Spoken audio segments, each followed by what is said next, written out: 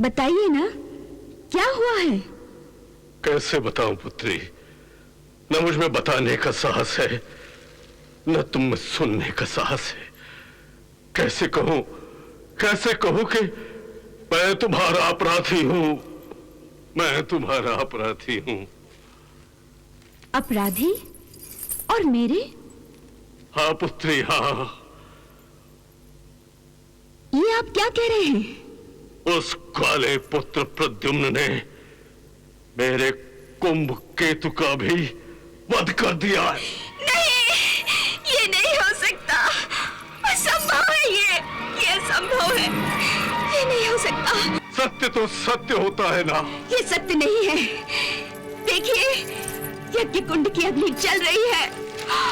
मेरे पति जीवित है। मैं सुहागन हूँ और सदा सुहागन ही रहूंगी। अग्निदेव ने मुझे वरदान दिया है। मेरे पति को अमर जीवन प्रदान किया है। तुम इन देवताओं के भ्रम में मत आना कामिनी। मैं इन देवताओं को भली भांति जानता हूँ। इन देवताओं ने मेरे विरुद्ध चाल चली है, षड्यंत्र रचा है, छल किया है मेरे साथ। प्रद्युम्न उन्हीं की चाल से बड़ा हुआ है।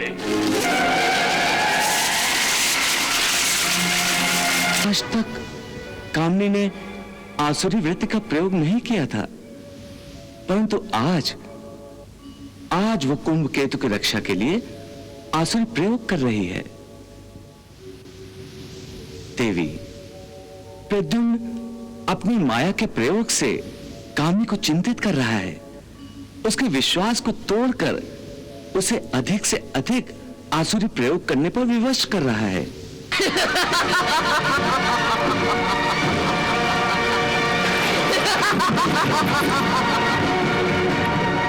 क्या आज्ञा है स्वामिनी?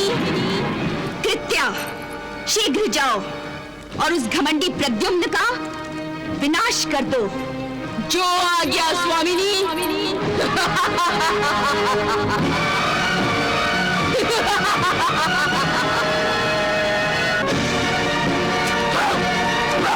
युवराज, अपने आप को संभालिए युवराज।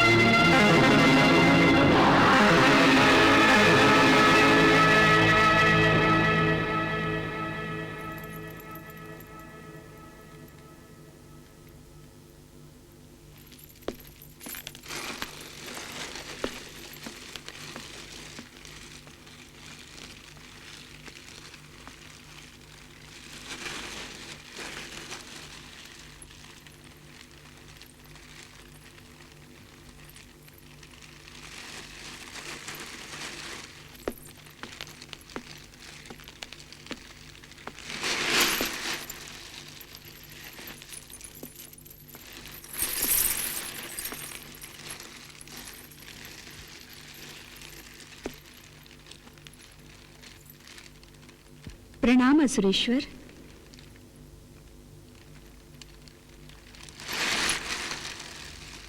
क्या हुआ?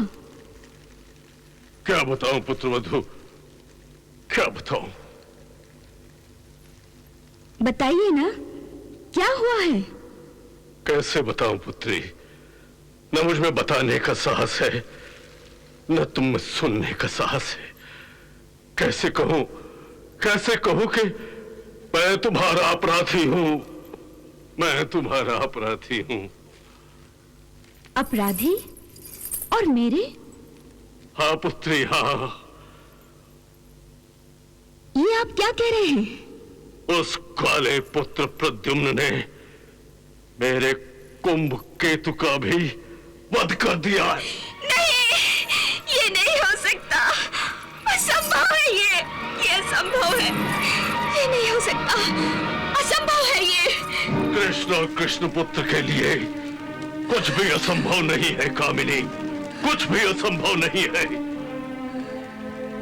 वो शत्रु पुत्र, वो सपोला तो द्वारिका के महासर्प से भी महाभयंकर निकला। एक के बाद एक वो मेरे पुत्रों को डस चुका है। उसके महाविष से मेरा कुंभ केतु भी नहीं बच सका। नहीं, ये सत्य नहीं है। आप झूठ बोल रहे हैं, झूठ बोल रहे हैं आप। मेरी मांग सोनी कैसे हो सकती है? मैं सुहागन हूँ, सदा सुहागन। मैं भी सत्य को मानने के लिए तैयार नहीं था कामिनी, परंतु सत्य तो सत्य होता है ना। ये सत्य नहीं है। देखिए, यज्ञ कुंड की अग्नि जल रही है। मेरे पति जीवित है। मैं सुहागन हूँ और सदा सुहागन ही रहूंगी। अग्निदेव ने मुझे वरदान दिया है।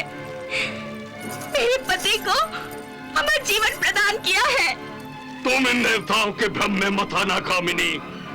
मैं इन देवताओं को भली भांति जानता हूँ। इन देवताओं ने मेरे विरुद्ध चाल चली है, षड्यंत्र रचा है, छल किया है मेरे साथ। प्रद्युम्न उन्हीं की चाल से बड़ा हुआ है।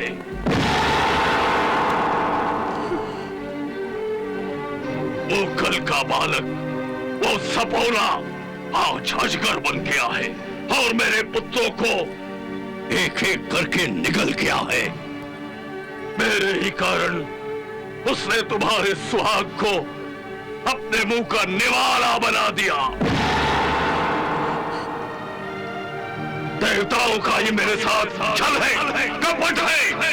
तुम इन देवताओं पर विश्वास मत रखो कामिनी, मत रखो विश्वास।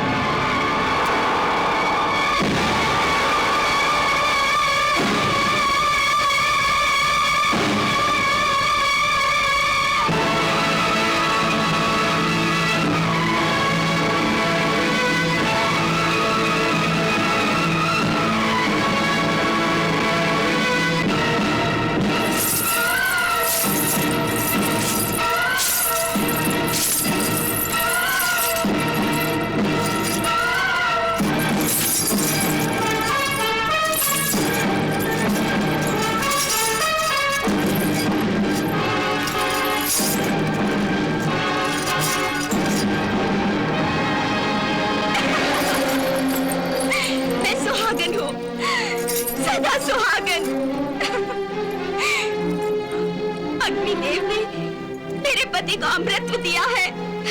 अग्निदेव ने, अग्निदेव, तुम्हारी आग की ये लपटें मेरे पति की चिता को भी जलाएंगी, जलाएंगी ना? फिर मैं तुम्हें यहाँ क्यों रखूं? क्यों रखूं मैं तुम्हें यहाँ? क्यों?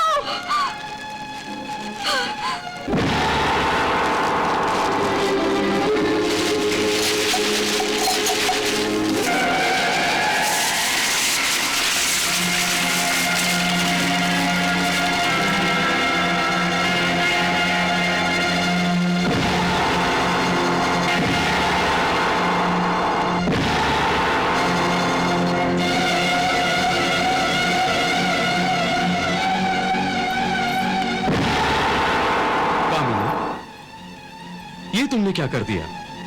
मेरे हवन कुंड का अपमान कर दिया। अब तुम्हारे पति कुंभ केतु को कोई बचा नहीं सकेगा, कोई बचा नहीं सकेगा। क्या वो जीवित है? हाँ, वो जीवित है।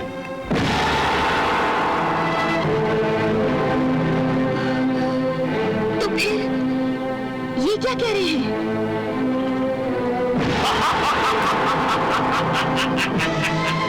कौन हो तुम? कौन हो तुम?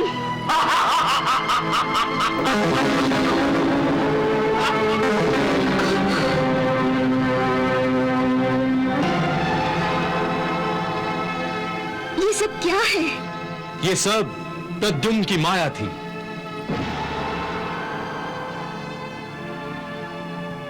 माया?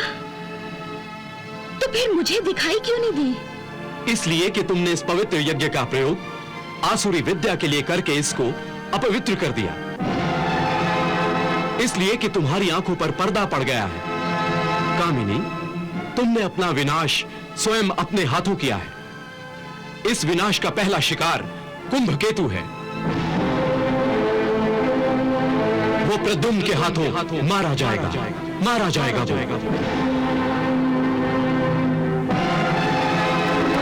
युवराज, आंखें खोलिए युवराज।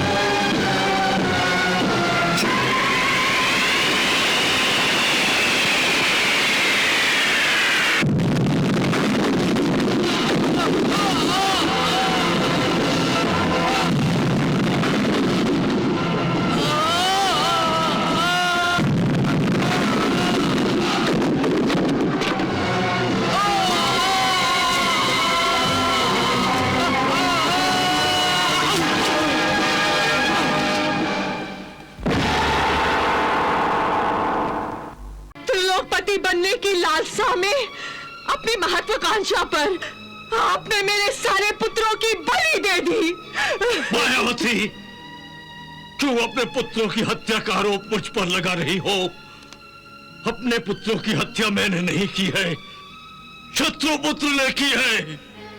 परंतु इसका कारण केवल आप है। आपने समय की चेतावनी पर ध्यान नहीं दिया। समय ने बार बार अपनी भविष्यवाणी सुनाई थी, परंतु आपने अपनी शक्तियों के घमंड में अपने कानों पर हाथ रख दिया था। मायावती, मैं तुम्हारी अनाप शनाप बातें नहीं सुनना चाहता। देवी, अपने पति कुंभकेतु को मृत्यु हो जाने के बाद कामिनी दुख के आवेग में है और उसे इस समय यह पता नहीं कि वो क्या कह रही है। समय समय की बात है देवी। शंबरासुर और कुंभकेतु पृथ्वीलोक पर जब अन्य राजाओं का भीषण संहार किया करते थे, तब यही कामिनी विजयोत्सव मनाया करती थी। और जब प्रद्युम्न ने कुंभकेतु के अन्य भ्राताओं का वध किया था, तब इसी कामिनी ने अग्निकुंड में जलने वाली अग्नि को देखकर जब यह जान लिया था कि कुंभकेतु सुरक्षित है, तो खुशी से पागलों की तरह हंस रही थी।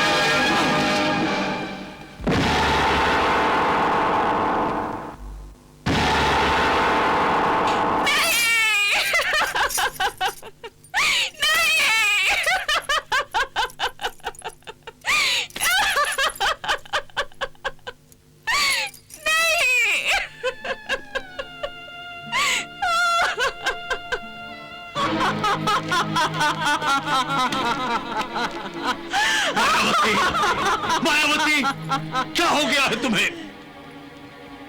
क्या हुआ है? कुछ भी तो नहीं हुआ। मुझे कुछ भी तो नहीं हुआ है।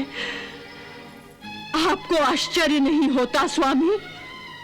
मैं जीवित हूं। अरे, एक एक करके जिसके सारे पुत्र युद्ध में मारे जाए, वो माता जीवित है।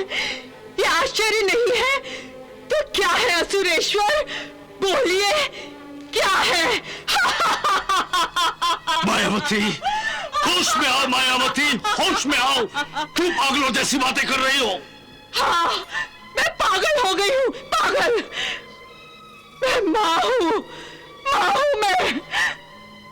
अपने हृदय के टुकड़ों की मृत्यु पर मैं पागल नहीं होंगी तो और कौन पागल होगा? आप तो निर्दयी हैं। त्रिलोकपति बनने की लालसा में अपनी महत्वाकांक्षा पर आपने मेरे सारे पुत्रों की बलि दे दी। मायावती, क्यों अपने पुत्रों की हत्या का आरोप मुझ पर लगा रही हो? अपने पुत्रों की हत्या मैंने नहीं की है, शत्रुपुत्र ने की है। परंतु इसका कारण केवल आप है। आपने समय की चेतावनी पर ध्यान नहीं दिया। समय ने बार बार अपनी भविष्यवाणी सुनाई थी, परंतु आपने अपनी शक्तियों के घमंड में अपने कानों पर हाथ रख दिया था। मायावती, मैं तुम्हारी अनाप शनाप बातें नहीं सुनना चाहता। आज आपको सुनना होगा। मेरे हृदय से निकलने वाली हर वेदना को आपको सुनना होगा। आपने ही द्वारिकाधीश से जानबूझकर युद्ध किया था। आपको समय ने आगे बढ़ने से रोका था। दासी के हाथ से आरती की थाली गिर गई थी, परंतु आपने अपने ही विनाश के रास्ते पर पहला कदम रख दिया था। और युद्ध में मेरा पुत्र मायासुर मारा गया। उसी का प्रतिशोध लेने के लिए मैंने प्रद्युम्न के वध की चेष्टा की थी। और मेरे सारे पुत्रों को नरघट पहुंचा दिया आपने। प्रतिशोध की इसी आसुरी भावना ने मुझे भी अंधा कर दिया था। मैंने रुक्मिणी की गोद उजाड़ने का प्रयास किया और आज मेरी ही गोद उजड़ गई। रुक्मिणी की गोद अवश्य उजड़ेगी मायावती, अवश्य उजड़ेगी। मैं अपने पुत्रों के हत्यारे प्रद्युम्न को जीवित नहीं रहने दूंगा, सर्वनाश कर दूंगा, सर्वनाश। सर्वनाश तो हो चुका महाराज, हो चुका है सर्वनाश। असुरों का ये राज शमशान भूमि में बदल चुका है और इसी शमशान भूमि में मेरी भी चिता जला डालिए। मैं भी अपने पुत्रों के साथ मर जाना चाहती हूँ। हाँ, मर जाना चाहती हूँ, मैं मर जाना चाहती हूँ। मायावती, यदि तुम भी मेरा साथ छोड़ना चाहती हो तो छोड़ दो, परंतु मैं प्रद्युम्न और ग्वाले कृष्ण को नहीं छोड़ूंगा, नहीं छोड़ूंगा।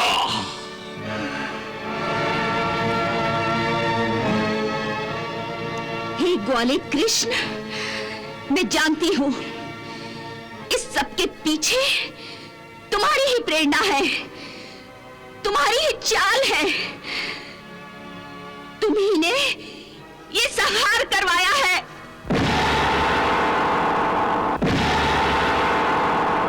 हे द्वारिकाधीश, एक दिन तुम्हारा भी कुरुक्षय होगा। इसी तरह तुम्हारे परिवार का विनाश होगा, विनाश होगा। प्रभु, कामिनी ने कितना भयंकर श्राप दिया है। वो चाहती है कि सारे यादव कुल का संहार हो। देवी, अपने पति कुंभकेतु को मृत्यु हो जाने के बाद कामिनी दुख के आवेग में है और उसे इस समय यह पता नहीं कि वो क्या कह रही है। समय समय की बात है देवी। शंबरासुर और कुंभकेतु पृथ्वी लोक पर जब अन्य राजाओं का भीषण संहार किया करते थे, तब यही कामिनी विजयोत्सव मनाया करती थी। और जब प्रद्युम्न ने कुंभकेतु के अन्य भ्राताओं का वध किया था, तब इसी कामिनी ने अग्निकुंड में जलने वाली अग्नि को देखकर जब यह जान लिया था कि कुंभकेतु सुरक्षित है, तो खुशी से पागलों की तरह हंस रही थी।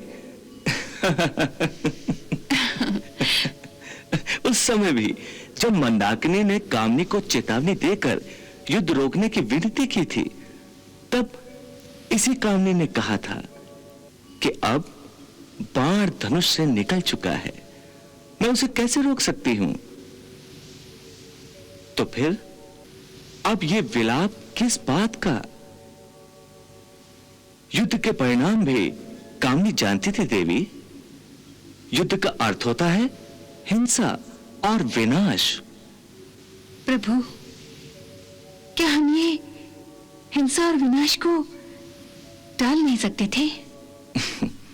देवी, इस तरह के हिंसा और विनाश को टालने का अर्थ यही होगा जैसे धर्म ने अधर्म के सामने अपना सर झुका दिया, सत्य ने असत्य को प्रणाम किया और न्याय ने स्वयं अपने हाथों अन्याय की स्थापना न्याय मंदिर में की है। देवी, क्या यह सब उचित है? नहीं प्रभु, नहीं। ऐसा अनर्थ तो उचित हो ही नहीं सकता। पृथ्वीलोक पर धर्म की स्थापना ही होनी चाहिए और अधर्मियों का हमेशा विनाश ही होना चाहिए। देवी, पृथ्वीलोक पर असत्य, अन्याय और अधर्म से सदा सर्वदा युद्ध चलता ही रहेगा। इसमें हिंसा भी अवश्य होगी, परंतु अधर्म का नाश करने के लिए की गई हिंसा हिंसा नहीं, धर्म युद्ध है। प्रद्युम्न भी धर्म युद्ध कर रहा है। इस पृथ्वीलोक पर सत्य, न्याय, धर्म और नीति की स्थापना करने के लिए असत्य, अन्याय, अधर्म और अनीति का विनाश कर रहा है। जब प्रद्युम्न शंबरासुर का वध करेगा, तब सत्य, न्याय और धर्म की स्थापना करने का उद्देश्य कुछ हद तक पूरा हो जाएगा। प्रभु, इतना अधिक तो विनाश हो चुका है। शंबरासुर के सारे पुत्र मारे गए हैं। अब क्या शंबरासुर असत्य, अधर्म और अनीति के मार्ग से हटकर सत्य, धर्म, नीति इसका मार्ग अपनाएगा? असंभव है देवी, असंभव। फिर भी शंबरासुर को संभलने और पश्चाताप करने का अवसर तो अवश्य देना चाहिए। मैंने देवऋषि नारद को शंबरासुर से भेंट करने के लिए भेजा है। वो शंबरासुर को अवश्य एक बार फिर सत्य का मार्ग दिखाने का प्रयास करेंगे। देखते हैं शंबरासुर पर इसका क्या प्रभाव पड़ता है।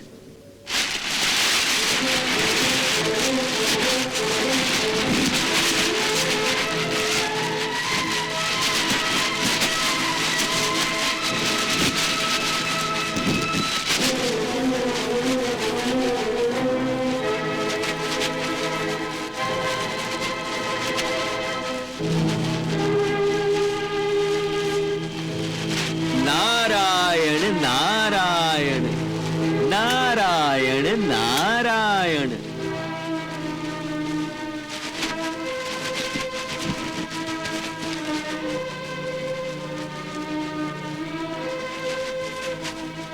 रामदेव ऋषि,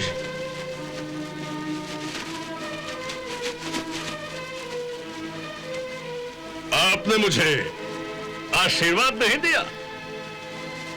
शंबरासुर, ये शमशान घाट है।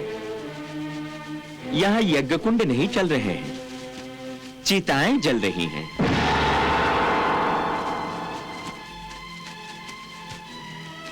मनुष्य अपनों और परायों को छोड़कर यहां से चला जाता है। ये शमशान भूमि जीवन और मृत्यु के बीच खिंची हुई एक सीमा रेखा है, जिसकी एक ओर ये नाशवान संसार है, मोह है, माया है, आसक्ति है, हर वस्तु को पाने की आशा है, हर सपने को साकार करने की इच्छा है। दूसरी ओर असीम शांति है, मुक्ति है, विशाल और अनंत काल है। कोई इच्छा नहीं है, कोई आशा नहीं है, परम संतोष है। मनुष्य जब शमशान भूमि पर आता है और चिताओं पर जीवन के अवशेष को भस्म होते हुए देखता है, तो इस अर्थहीन जीवन का रहस्य उसके समझ में आ जाता है और कुछ समय के लिए माया जाल से निकल आता है। आसक्ति की जगह विरक्ति उसे घेर लेती है। संसार से उसका मन उचाट हो जाता है। त्याग करने और संन्यास लेने की भावना उसके मन में घर कर लेती है। जलती हुई लाशों को देखकर उसका मनोबल टूट जाता है। शंबरासुर टूट जाता है। मगर शंबरासुर, तुम इस शमशान भूमि में आकर भी नहीं बदले। तुम अभी मोह के मारे हो और शमशान भूमि में संसार की बातें कर रहे हो, युद्ध के बारे में सोच रहे हो। मैं इतना निर्बल और दुर्बल नहीं हूं देवर्षि कि युद्ध में हुई प्राण हानि का रोना रोता फिरूं।